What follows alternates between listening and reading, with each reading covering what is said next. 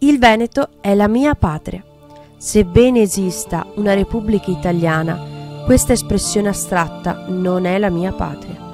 Noi veneti abbiamo girato il mondo, ma la nostra patria, quella per cui se ci fosse da combattere, combatteremo, è soltanto il Veneto. Scriveva così Goffredo Parise, scrittore vicentino, nel Grande Libro del Veneto del 1985. Sono passati 30 anni e siamo ancora qui a capire, a cercare di legittimare la nostra sovranità nel nostro territorio. Per molti, purtroppo, il concetto di popolo veneto è distante. Sembra quasi si parli di moltissimi anni fa, ma se ci pensiamo, il nonno di nostro padre era veneto. 150 anni non sono poi così tanti, ma la scuola italiana è riuscita a cancellare molto bene la nostra storia ed il nostro glorioso passato.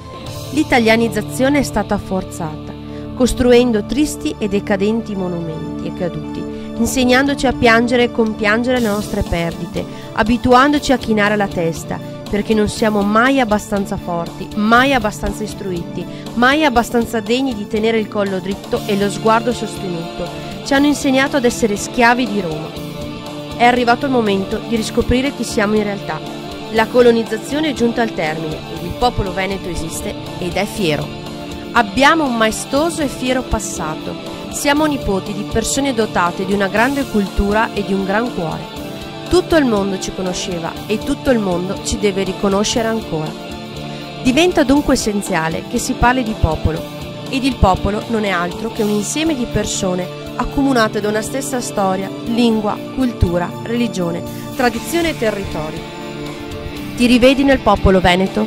Ti senti di appartenere al popolo veneto? Non esistono scorciatoie, vie burocratiche, non esistono dittatori né politici che ci renderanno liberi senza prima aver definito il popolo. Prima dobbiamo far riecheggiare in tutta la comunità internazionale l'esistenza di noi, del popolo veneto, e solo poi andrà cercata la strada che ci ridarà la nostra sovranità territoriale. Contiamoci, formiamo la nostra comunità, diventiamo una grande famiglia, ridiamo vita e lustro al nascosto popolo veneto, perché noi esistiamo e la nostra cultura, la nostra lingua, la nostra storia e la nostra tradizione sono forti. È sempre stato tutto dentro di noi ed è ora di tirarlo fuori con fierezza e mostrare a tutto il mondo il nostro esserci.